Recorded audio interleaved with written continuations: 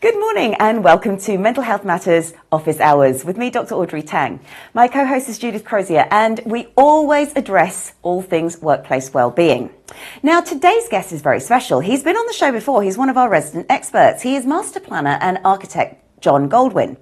And he's going to be talking to us firstly about the work he does and how he encourages us to really engage with our senses, to really have a holistic sense of well-being in any environment, because he designs environments specifically to think about all of that. But there is another reason we have him on the show, and that's going to become clearer when we get talking. So let's head over to the main studio.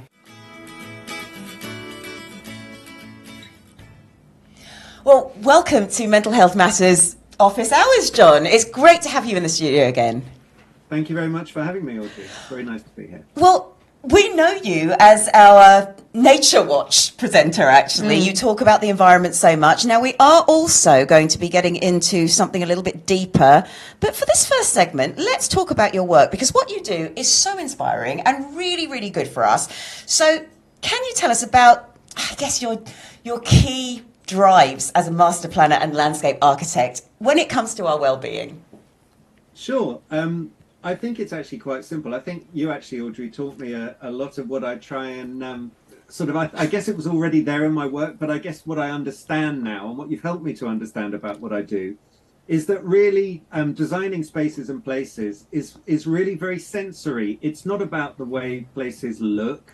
It's about the way places feel. It's about people understanding that you want to create really fantastic environments that speak to all the senses. And, you know, some people have a great sense of perception through sight. Other people experience places through their noses, or, you know, a combination of all of the different senses. So I think really sensory is the key word for when I'm thinking about my work.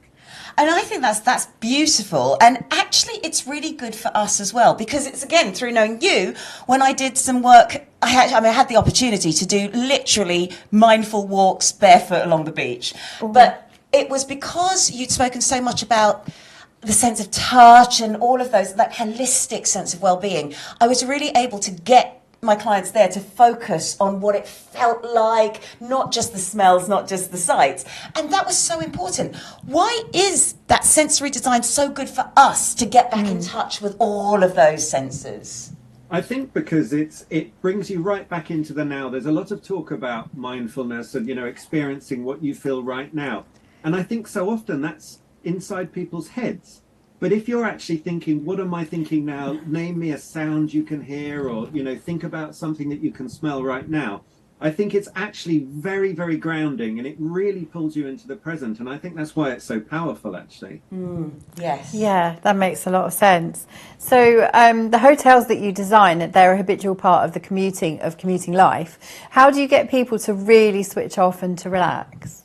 Well, you've got to remember, again, another thing I've spoken to Audrey about in the past, for some people, switching off is hell. People don't want to switch off. Some people want to be very stimulated, and they relax by expressing themselves and dancing and, you know, shouting, and that for some people is what they need. And other people, you know, they like the digital detox and they like to be taken away from everything. But again, I think you have to think about everyone, but so much of my ideas come through, again, grounding people. So thinking about provenance. I've got a lovely story. I was visiting Greece last week and for a new project. And as we were driving through this huge orange grove, the driver said, just wait a moment. And he stopped. And from a roadside vendor, he bought a massive paper bag full of the best oranges I've ever tasted in my life. Yeah. And he said, you will never taste another orange like this in your life. This is what an orange needs to taste like. And I was like, yeah. And I took one segment of it and I was like, wow, we are so putting this in the movie. This is going to be part of the project. So again, if you have a juice bar where you're drinking these beautiful local oranges, that pulls you right back into the place. People, I mean, it's all very well to go and sit on the beach in a nice hotel in Greece and eat, I don't know, sushi or something that's kind of relevant, maybe, you know, but if you can take the local elements, the local culture, and you can kind of weave these lines, if you can fuse it into the project, then I think it really does start to ground people and give them this kind of mindfulness. I'm not sure if I answered your question there, but I sort of absolutely, definitely. You painted a really amazing picture, and I can almost, I was almost with you there, tasting the amazing oranges. The orange was so good. I'll send you a photo of it later. The orange was so good. I had to take a photo of it. It was just so vibrant. And again, it's not just the taste of the orange. It's when you peel it, you can see the essential oils coming out from the skin and the smell, and obviously this very, very vibrant color. So again, I think it was kind of sensory, all in one package. That sounds amazing. I want to go there. Yeah. Yes. So your master planning is all about getting people to live well. What sort of features are essential with the communities that you create? I mean, some of it's really simple, like making sure that people can walk rather than jump in their car to get from one side of a place to another. Really promoting the use of alternative methods of transport, safe places for kids to play, safe places to sit, places to just go and, just be, just to exist. I don't think it's sort of bound in very, very complex design principles. I think it's about a simple relation to the land that we all have, and just expressing all of those things wherever possible. Sometimes it's tiny little things. Embracing the fact that in my projects, often people are moving at 1 mile an hour through a space, rather than, if you're running down Oxford Street because you've got a meeting or you need to meet someone in Zara, you're hauling ass and you're going as fast as you can. But I think when you're in one of my projects, I'd hope that you slow down and you enjoy every little detail. And a lot of that, again, is sensory. Some of it's visual. Some of it is the smell of the lavender swaying in the evening breeze, or the jasmine flowering. Some of it is visual and pulling on all those kind of things. Some of it's auditory as well. So if you slow down, again, the senses awaken and they open up.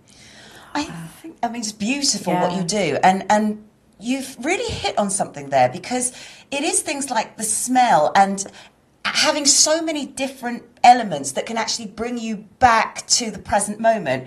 Because I've been on holidays before where all people are talking about is work or having an argument with someone, and actually they can't seem to switch off. So I think what you do is absolutely phenomenal.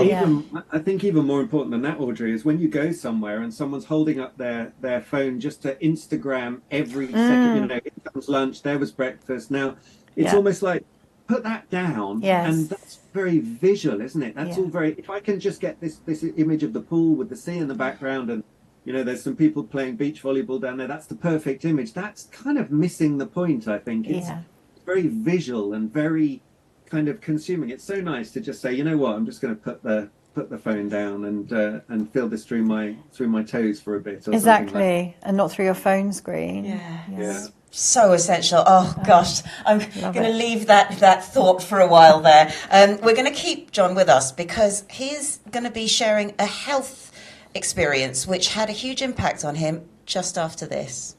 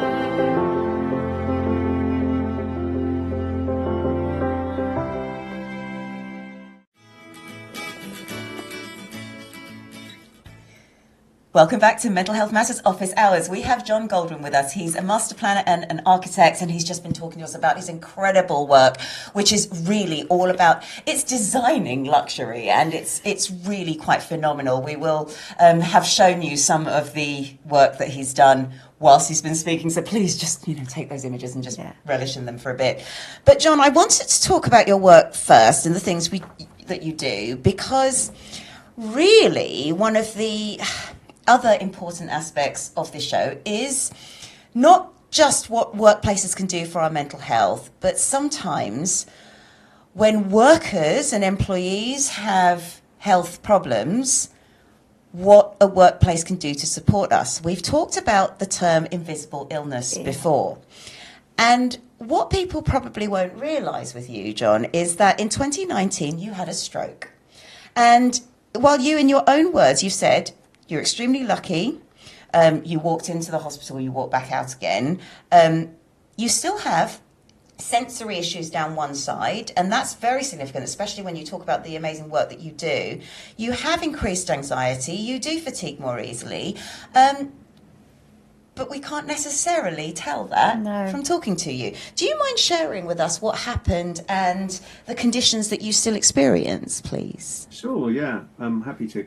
I was on a business trip in 2019 in California, and I had a cracking headache late at night while I was drinking a Negroni, ironically.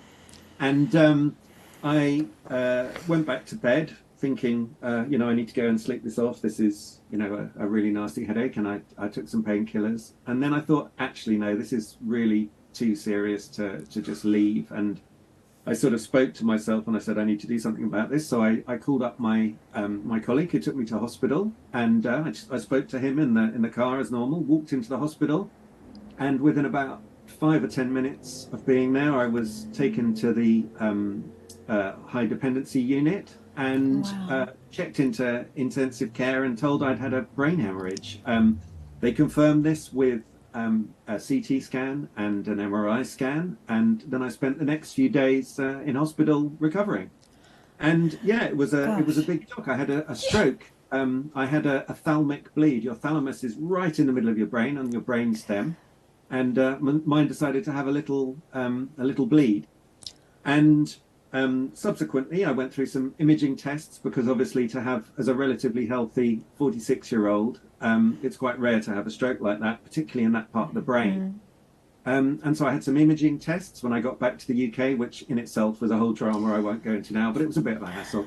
I had some imaging tests, and I was found to have something called an AVM, an arterial venous malformation in my brain, which is a cluster of kind of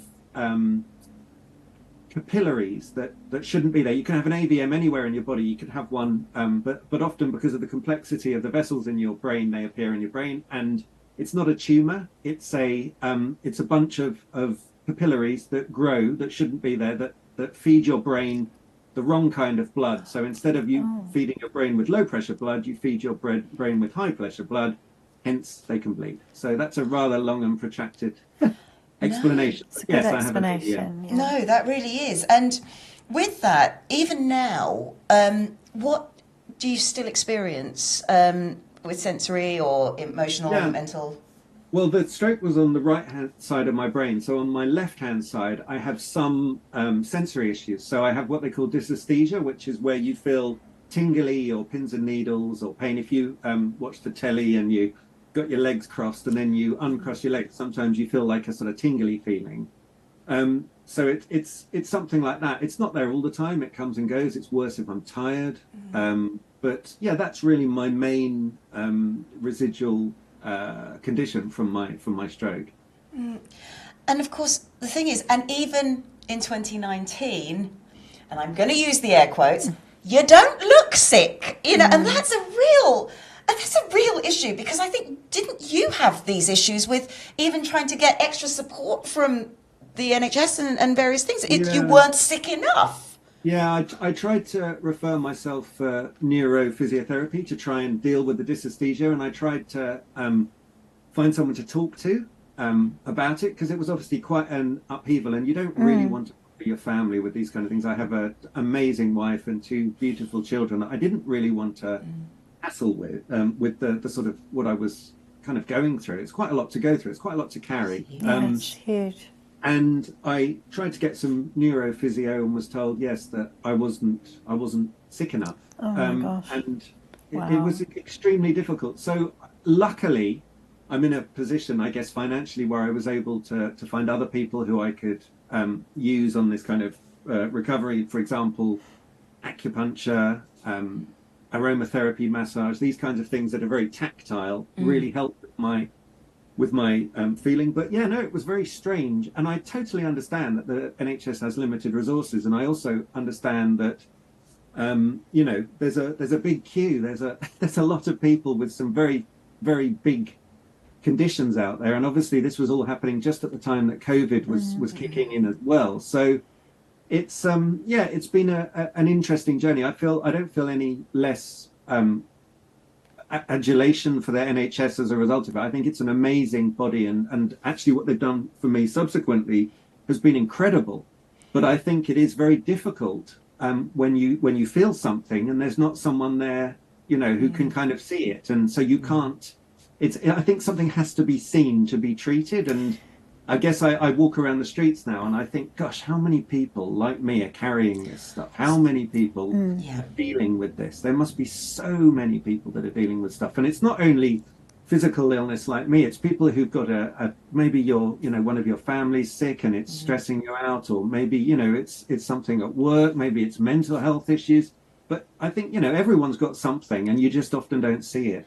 And actually, to add impact to that, and I know you have a photo because you showed it to us earlier, you've literally 2 days ago had a brain surgery, for want of a better word, to we'll try and blitz the AVM again. Do you mind showing us the photo and then because we can, if we look very carefully, see the scars on your head from where your head was held. And yeah, you know. That was 2 days ago. 2 days ago. That's amazing. On Wednesday, yeah. Gosh. 2 days ago. And so just on that note, one of the things we were very mindful of was, you know, if you don't feel up to it, it's absolutely fine.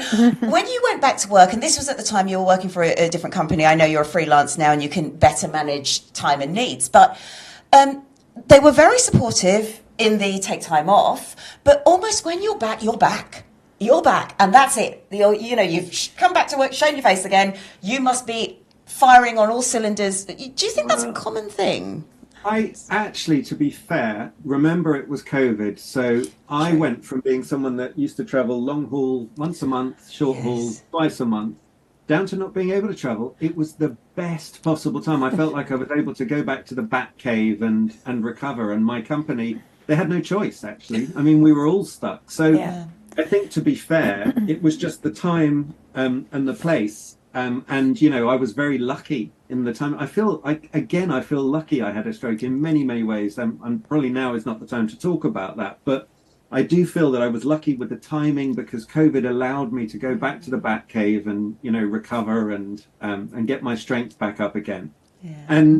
And then also, obviously, as time passed, COVID gave me time to think, and it also made me realize that I didn't want to stop working. I just wanted to do things differently. I wanted to do what I've always loved doing, but I wanted to do it my way. And I have no animosity towards where I used to work. We're still good friends. It's just that I wanted to do things my way, and I felt like if I was going to have another roll of the dice, which I've had and will continue to have, that it was a great way of doing things on my terms. And again, a lot of people are not in a professional or a financial situation to do that. But to me, it was essential to kind of lean into the opportunity rather than pushing it away.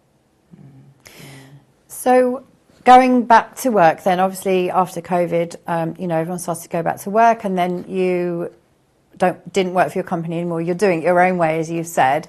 How did your stroke impact? How are you doing things differently? And does it still impact on the way that you work? Yeah, I mean, I guess there's two levels of it. So when you've had something fairly dramatic, and again, I feel a little bit like Harry Potter, the guy that survived the stroke. Where my stroke was, it was in a very eloquent area of my brain. Most people don't survive a stroke in the thalamus, and most people that survive a stroke in the thalamus get killed by a second stroke in the thalamus within 3 months. So the actual, you know, dealing with that is a lot. Okay, so I'm not belittling that is a lot to deal with, and that is something that I wake up with, and every day my coffee tastes so much better as a result of that. And, you know, when I hug my kids, I really mean it. And I tell my younger daughter every day how much I love being her dad, because it's really important. And I love being my older daughter's dad as well, but I don't tell her every day because she's a bit more grumpy. And I think that's one thing. But then there's also the other side, that my life has changed absolutely completely now. So I start every day, I go to the gym, and then I go and have a swim in my local outdoor pool, which isn't heated, down at Brockwell Lido. And, you know, I've kind of been able to build a way of being around me that not only affects the cold is really good for my dysesthesia, so that's one thing that I've found. But it also sets me up for the day, and it means that when I'm with a client, I'm not sort of half looking at my phone and worrying about something else. I'm very, very present with my clients now, and I don't take on too much work. And what I do, I give 100% to.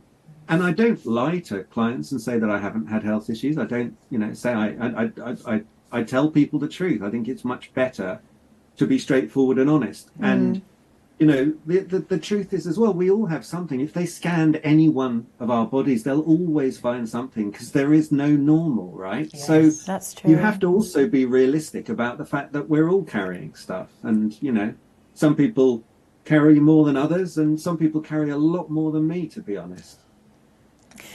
Yeah, that's true. But going back to what you said before about, you know, the NHS said that you weren't really sick enough to get all the treatment that you were asking for.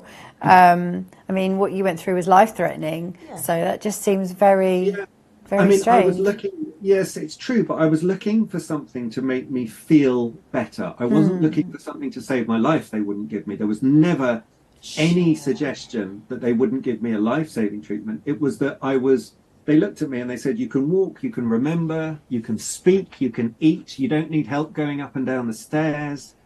So, you know, if you feel strange, that doesn't qualify in my borough for neurophysio. So that's, and again, I tried to self-refer, I tried to refer via my GP. And I guess it's just, there are, as I said, it's the management of limited resources that is the problem. NHS does not have boundless resources, and I do pretty well. I really do pretty well, and I don't blame them for that. I really do not. No, absolutely. And I'm sorry, I know you've got another question, but just on that, that's still a huge psychological impact. And I think there's an element, we've had discussions like this on the show before, whereby if medical professionals are kind of saying this, even though you're carrying all this weight about what you've experienced, there is that moment of sort of thinking, well, okay, maybe mine wasn't as serious, but it was hugely serious. Yeah, it's a massively serious. Hugely serious. Yeah. And again, and there's also something really important. When I first had my stroke, I met up with a bunch of other middle-aged people that were sort of stroke survivors as well. We used to go on all and go and drink coffee and complain about stuff, which was really good, actually. And then we had to stop when COVID kicked in. But one of the guys said to me, who'd had a much, much more serious stroke than me, he said, what are you going to do, John?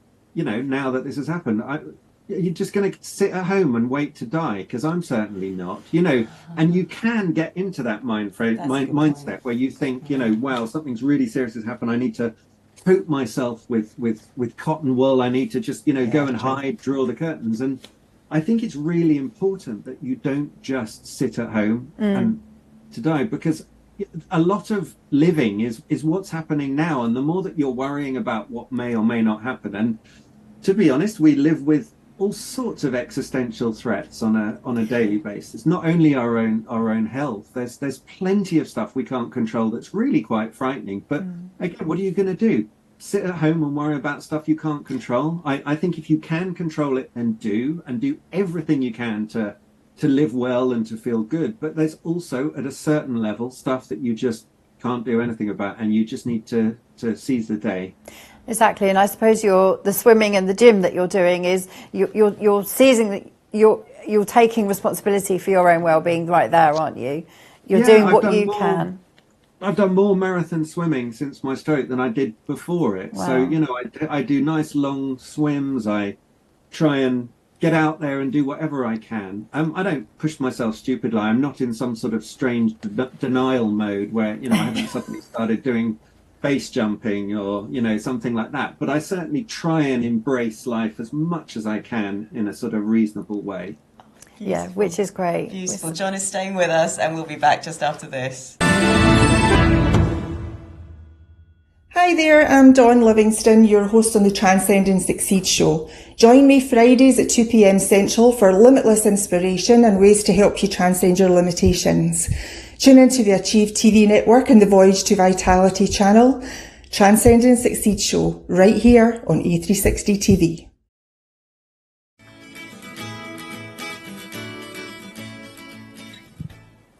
Welcome back to Mental Health Matters Office Hours. We're talking to John Goldwyn. It's a fascinating conversation about your design work and about your invisible illness, really, and how you're coping with that. So has what you've been through, and we were talking before, John's had a stroke, has what you've been through come through your design? So do you design differently now, maybe, to take into account additional needs, or people who don't necessarily have the same sensations or senses as others? Yeah, I think it's I was thinking about this as a philosophy. I think in theory, any designer should just design for people. Okay, so a very specific example of that is you shouldn't have to have disabled toilets. You should just have toilets that disabled people can use. I totally agree with you. That's the ideal scenario. Yeah. However, because space is limited and there are sometimes constraints, and if you start thinking about the ambulant disabled often prefer steps to ramps, and wheelchair users can't, there's conflict. So I would say I haven't fundamentally changed my philosophy, which is I try and just design places for people, and actually not just for people, for animals and it's flora and fauna, and you need to think about butterflies and bees and badgers, birds and bats, and I can't think of any more animals beginning with a B, but I'm sure I can. But no, you have to think about everything and everyone, this whole kind of crazy ecosystem that we live in. And I guess I just am more aware of it. I haven't changed the way that I do things, but I guess I'm more aware of it. And I do think, things like reflective sounds. Some people, if you've got issues with your hearing or certain brain conditions, very reflective surfaces can create very unpleasant sounds. You see it in restaurants, don't you? When you have somewhere that's got lots of soft furnishings and bonks, then often it creates a much cozier feeling just from the sound. So I guess it's things like that. But really just I'm more aware of it. I haven't really changed. I think I just think about it more. And I think, again, how do places feel? Because when people say to me, John, how do you feel? Well, the answer is I feel strange down one side. But actually, how do I feel? Great. It's a complex and nuanced conversation.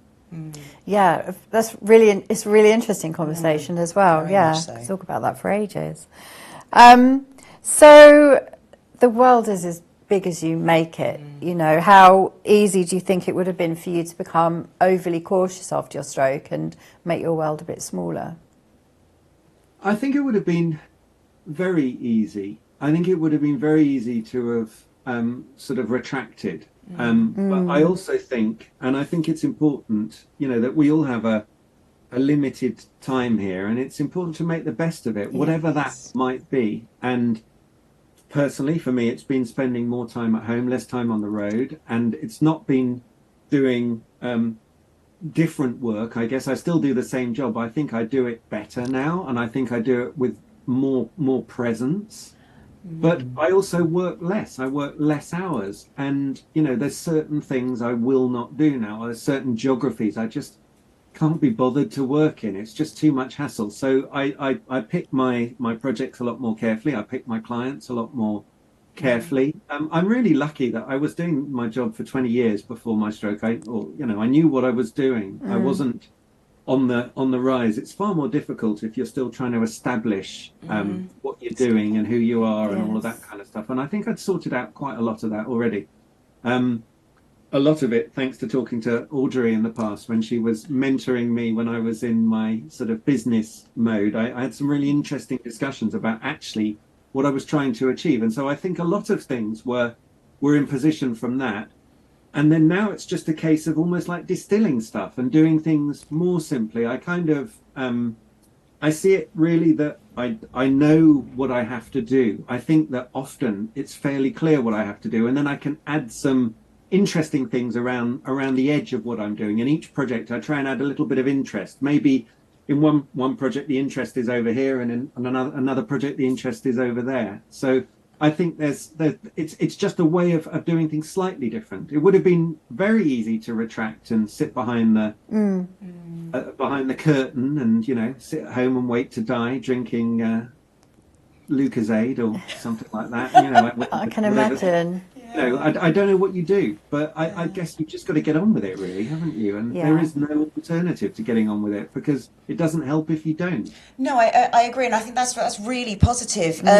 But I also know, so you have a lot of your fitness practices, but sometimes you have setbacks as well, because you had surgery on your arm, and that stopped you swimming because it got infected. And you know, how do you get over the setbacks? Because you've kind of taken that positive mental attitude, but then these things do happen. Sometimes, Audrey, when you're 50 years old, which I was when it happened, you realise you shouldn't be trying extreme gymnastics manoeuvres with your kids. I didn't just, you know, it was a very, very stupid thing that I was doing. That it was a young man's thing that I was doing, not something that a 50-year-old man should be doing. So, for starters, yes, that was a setback, but also, you know, maybe it was not sensible to be holding myself in a human flag on a vertical pole when my tendon snapped. So I think I think it is important to know your limits. And then, yeah, it was a huge setback. Actually, it ended up really, I was spinning on a slightly different axis. Take my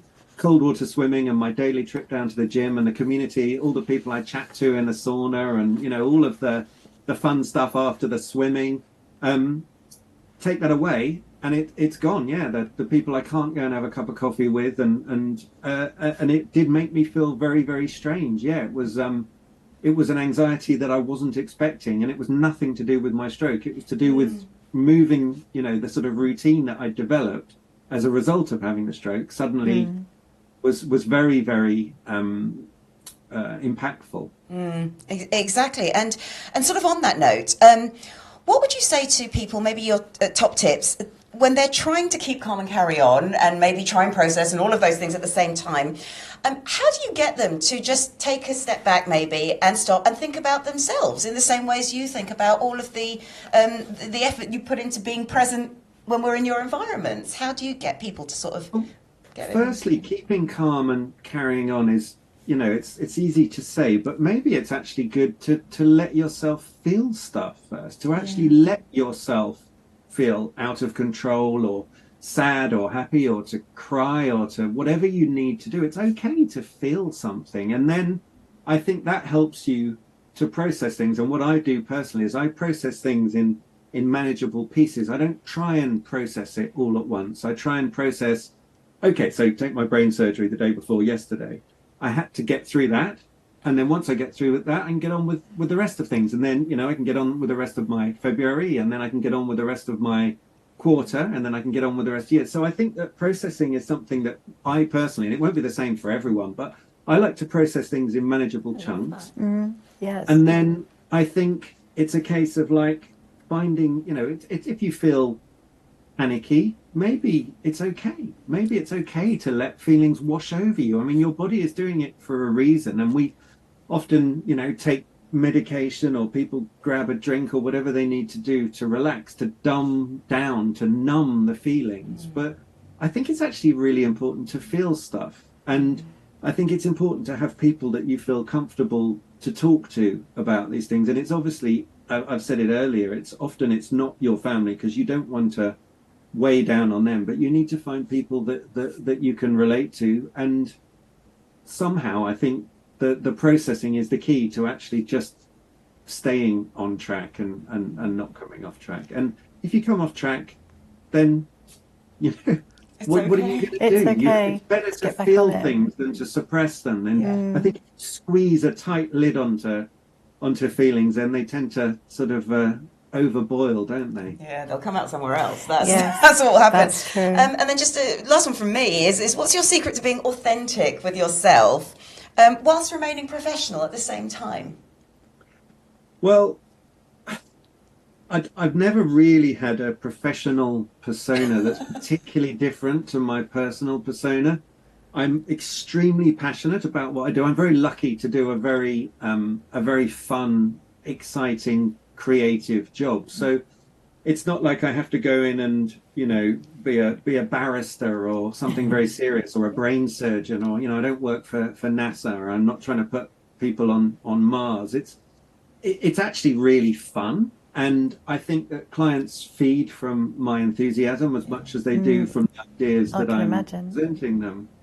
So actually, I just stay, you know, who I am, really. And maybe I maybe don't swear as much as I might do with friends when I'm with clients or something like that. I try and keep a more professional persona, but I am essentially just being my authentic self with whatever I'm doing. I think it kind of helps to, again, it comes back to not having too much to carry, not having to try and, you know, I don't have to try and pretend to be something I'm not. And now, particularly because I work for myself, I don't have a corporate line that I need to toe or something like that. So it does I have taken pressure off myself by doing that.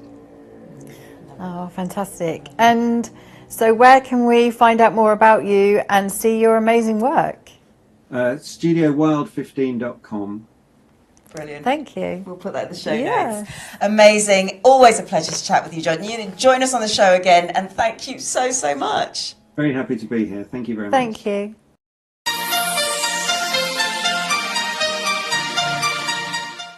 Very important topic for Business Boost today. We always talk in the workplace about asking someone, are you okay? I'd like to take it back a little bit from there, because my concern with asking someone, are you okay, is you have to recognise that they're behaving in a way that isn't okay in the first place. And how do you actually recognise that when people are so used to putting on a professional front, so used to keeping their head down? You need to have conversations on an informal basis. You need to say hi on an informal basis. Have a cup of tea or coffee on an informal basis. Because that is the only way you can recognise changes in their baseline behaviour. It's all very well asking someone, are you okay? But the reason for asking has then got to allow you to think, no, hang on a minute, they're just saying they're fine. I really know they're not. Know that they're not by knowing when they are.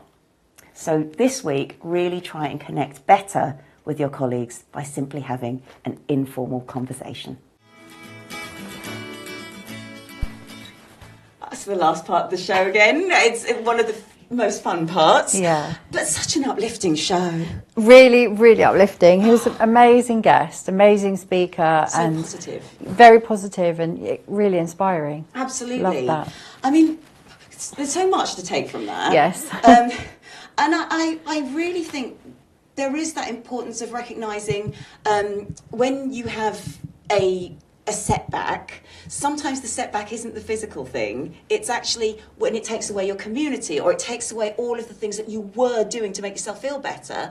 That can actually be the problem, not the healing. Exactly. Yeah. And I think that came out really well. Yeah. And then just on that, really, it wasn't the main thing, the stroke, that set him back the most. It was the silly thing he did and ended up having an injury to his arm, which stopped him swimming, which was the thing that made him feel better, and where he got out to meet people. Yeah. So what have you taken for? I mean, there's so much, but pick out something. I think the overriding thing was just how inspiring John is, and just sort of keep going. And he obviously acknowledged that there's different levels, you know, people are affected to different levels with stroke and with all conditions as well. But, you know, if you can, just keep going, and it doesn't define him. Yes, and that was one of the reasons why we did, admittedly, a bit of a reveal. Because I wanted to make the point about how invisible illness is invisible. Yeah, totally. But also, that is something so significant to John. He doesn't want to be, you know, the stroke person. Yeah. It's his work is more important to him. He loves his work. Yes, it can help make his work better, but that's not. Stroke is not who he is. No, it's something that happened to him and has changed in a huge way the way he works, because now he works for himself, etc. But he still does the same job. He doesn't want to hold him back in any way, and it really kind of shone through that. that's something that happened to him, but he's moved past it. So, and it's really nice. That's the inspirational bit for me. Oh, what an amazing show. As always, from Jude and I, have a healthy week.